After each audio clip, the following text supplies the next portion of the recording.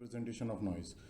First of all, we have considered a random noise signal which is given by this curve. Now for the analysis of this random noise, basically this is a random noise. For the analysis of this random noise, we have the mathematical tool which is the Fourier series transformation. But we know that the Fourier series transformation can be applied only to periodic noise.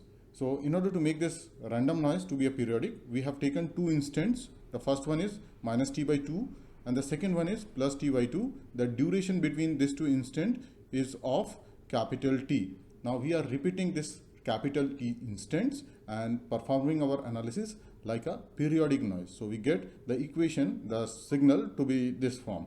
Now applying suitable assumptions such that the DC term is 0, we can obtain the equation of periodic noise as this format. So this one is basically a periodic noise.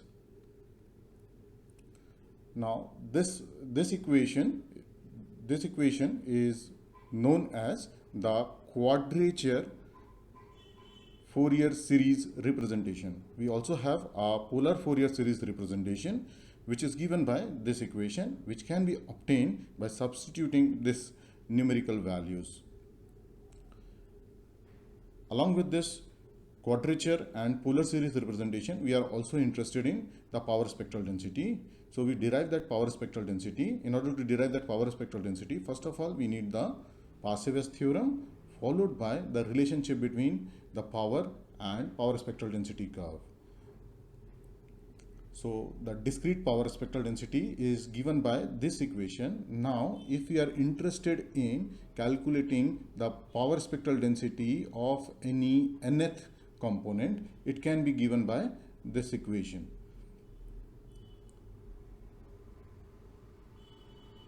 Further, we know the relationship between the single-sided spectrum and the double-sided spectrum. We can use this relationship and substitute for the power equation over here.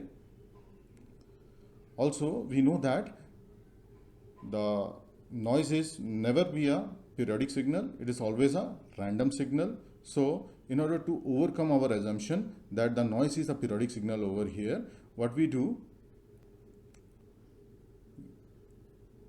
we choose a condition that at this instant t is tending to infinity. So if t is tending to infinity, what happens to f?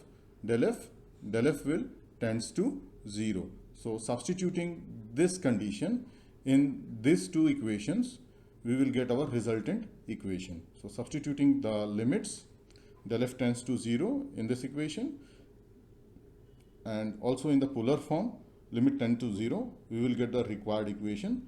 And if you want to get the power spectral density term, also we have to substitute limit del f tends to 0 over here.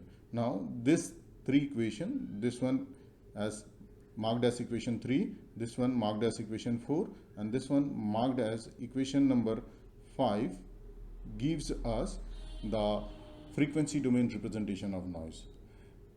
So with this, we complete the topic frequency domain representation of noise. Thank you.